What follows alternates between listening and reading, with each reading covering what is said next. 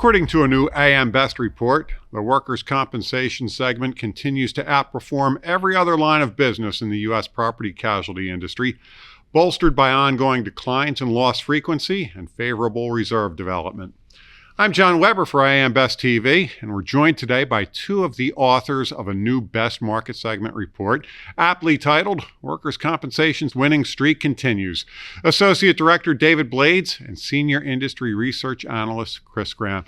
So, Chris, what's setting workers' comp apart from the rest of the PC industry? Good morning, John. Thanks for having me.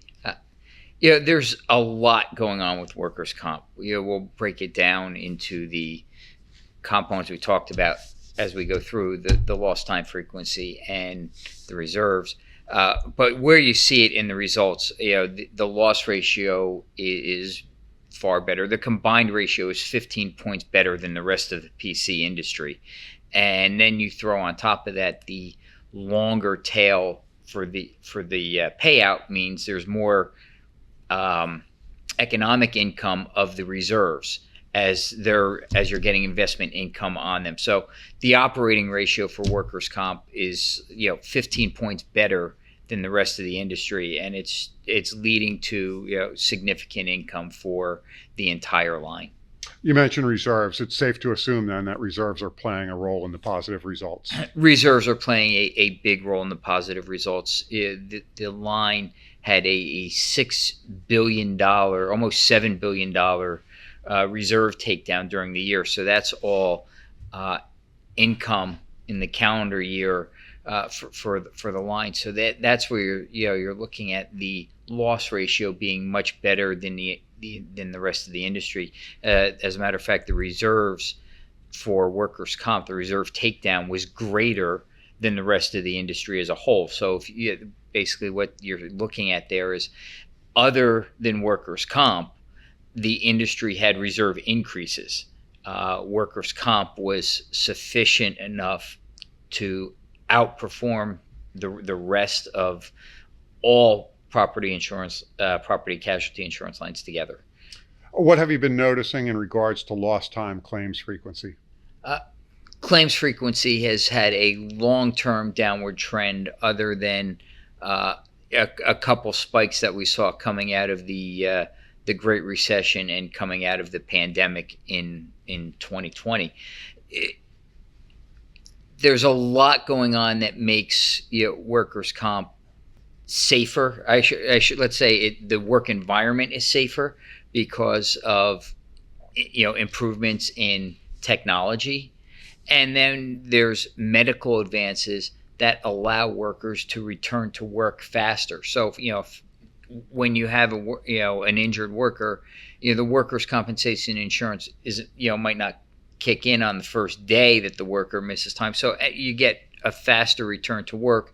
You're not going to have the lost time claims for a lot of these workers. So all these factors considered, we continue to see a decline in workplace injuries and lost time claims. And eventually, I guess you would hit a spot where you can't go any lower, but it seems like we're not there yet. So there's still room for even more. David, along those lines, medical severity remains low for an amazingly long time, since 2009, as a matter of fact. How is that contributing to the results? Yeah, well, like you said, medical severity has definitely been consistent for a long time, as has indemnity severity early or overall. From a medical severity standpoint, there have been a few different things that have kind of factored into it. You've got state fee schedules that have helped overall to keep costs down. Like Chris mentioned, there are also different initiatives that insurance companies and their commercial policyholders have undertaken to really kind of hone in on some of the costs.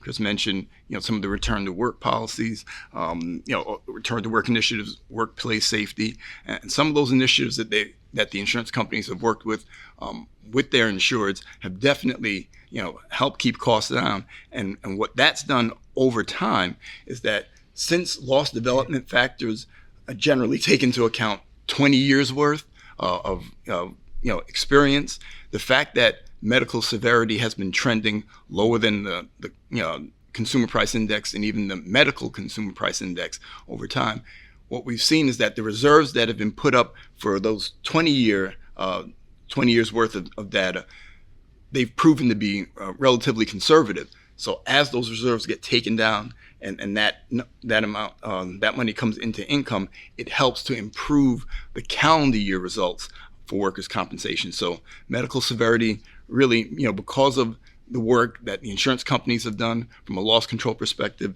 and how they've partnered with their commercial policyholders, that's really had a good impact on them from a profitability perspective, from an overall standpoint for the workers' comp industry. So David, is it all unicorns and rainbows, or are there some challenges ahead for workers' comp? Well, I think there are definitely things that we're looking at that could be challenges for workers' comp. Again, workers' compensation is definitely subjected to factors, in terms of impacting the economy. And when we look at, workers' compensation, obviously the premium for workers' compensation is generated off payroll. So when you look at the fact that earlier this year we've seen unemployment creeping up a little bit, you couple that with the fact that rates have been going down for a while, and that could have an impact on overall workers' compensation premiums to offset, obviously, or to pay for the losses. So if we see trends going in that direction where it's having a material impact on workers' compensation insurers, that's something that could produce somewhat of a headwind. We talked earlier about medical severity and those trends. If we were to see any kind of negative trends in terms of loss severity or loss frequency, that could have a negative impact on workers' compensation as well.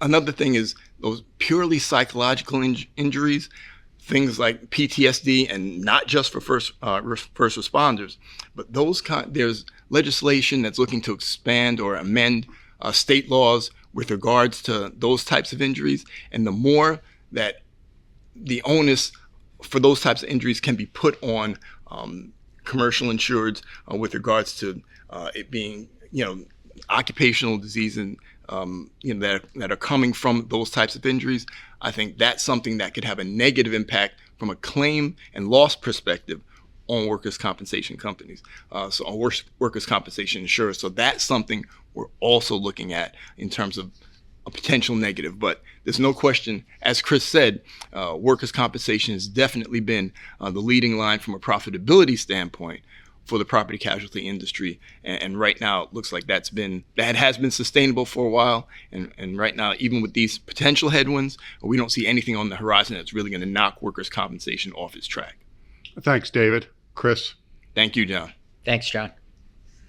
That was Associate Director David Blades and Senior Industry Research Analyst Chris Graham. You can find the full report online at ambest.com. For AM Best TV, I'm John Weber.